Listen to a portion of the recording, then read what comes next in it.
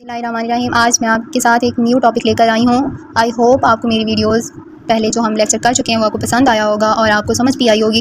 किसी भी बात की अगर आपको समझ नहीं आ रही तो आप मैसेज करके इनबॉक्स में मुझे बता सकते हैं, मैं आपको वो चीज़ क्लियर कर दूँगी।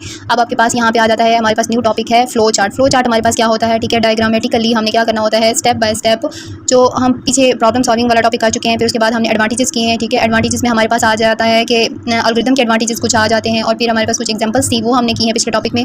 तो अब इस टॉपिक पिछला जो हमारे पास एडवांटेजेस में थे, एडवांटेजेस मेन हमारे पास 3 हैं। वो कौन कौन से हैं? रिड्यूस्ड कॉम्प्लेक्सिटी, ठीक है। तो हमारे पास क्या करता है एडवांटेज में एल्गोरिथम के जो एडवांटेजेस हैं, पहला स्टेप हमारे पास क्या था, रिड्यूस कॉम्प्लेक्सिटी, ठीक है। तो इस प्रोसेस में हमें क्या करना होता है, प्रोग्राम को राइट करना होता है एल्गोरिथम्स को, ठीक है, सेपरेटली इन लेस कॉम्प्लेक्स, ठीक हो गया।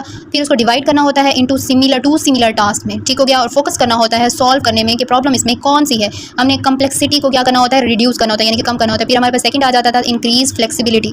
हमने फ्लेक्सिबिलिटी को क्या करना होता है, इंक्रीज़ करना होता है। फिर है ईजी ऑफ अंडरस्टैंड, ठीक है, यानी कि हमारे पास उसकी अंडरस्टैंडिंग आसानी के साथ हो जाए, ठीक हो गया। ये हमारे पास 3 उसके मेन एडवांटेजेस थे एल्गोरिथम के।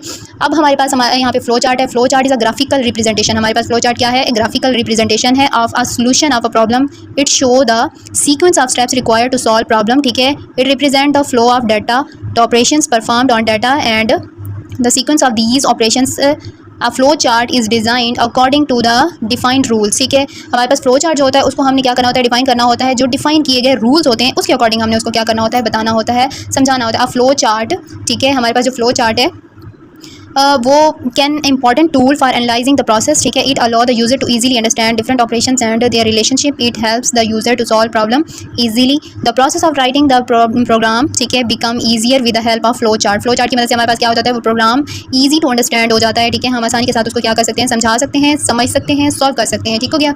अब हमारे पास यहाँ पे आ जाता है कि एडवांटेजेस ऑफ फ्लो चार्ट। इसके क्या एडवांटेजेस हैं, जैसे हमारे पास एल्गोरिथम के एडवांटेजेस थे, मेन 3 थे। रिड्यूस हमने करना होता था कम्प्लेक्सिटी को, इंक्रीज रिलायबिलिटी और इजी टू अंडरस्टैंड हो जाना, ठीक है।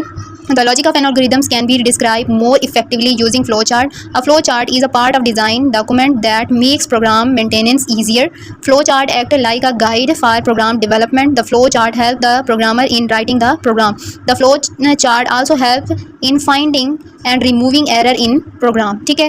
अब हमारे पास फ्लो चार्ट की सिंबल्स आ जाती हैं। सबसे पहले हमारे पास है कि इनपुट आउटपुट के लिए हमने कौन सी सिंबल यूज़ करनी होती है, पैरेललोग्राम की सिंबल्स को यूज़ करना होता है। ये स्टार्ट में भी आएगी और एंड में भी आएगी। इसको हम क्या कहते हैं, पैरेललोग्राम, ठीक है। Parallelogram symbol is use to represent an input और output steps. The input statement use to get input from the user.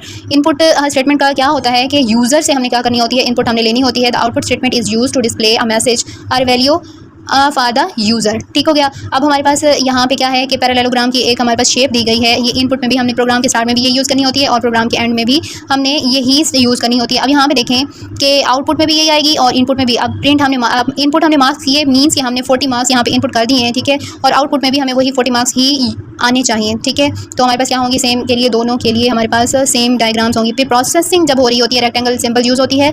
Symbol is use to represent a process step. A process may be complex calculation or simply an assignment statement. इसको हम क्या कहते हैं, assignment statement भी कहते हैं। सम, अब ये प्रोसेसिंग हमारे पास हो रही होती है कि हमने इनपुट करवा दिया ए और बी को। अब हमने यहाँ प्रोसेसिंग में क्या करना है, उनका सम लेना है। फिर सिलेक्शन आ जाती है। सिलेक्शन के लिए हमने कंडीशंस लगानी होती है, मीन्स कि हमारे पास कंडीशन ट्रू है, फॉल्स है, क्या है। तो तब हमने जब सिलेक्शन कोई चीज़ करनी होती है, डायमंड सिंबल को यूज़ करते हैं, ठीक है, टू रिप्रेजेंट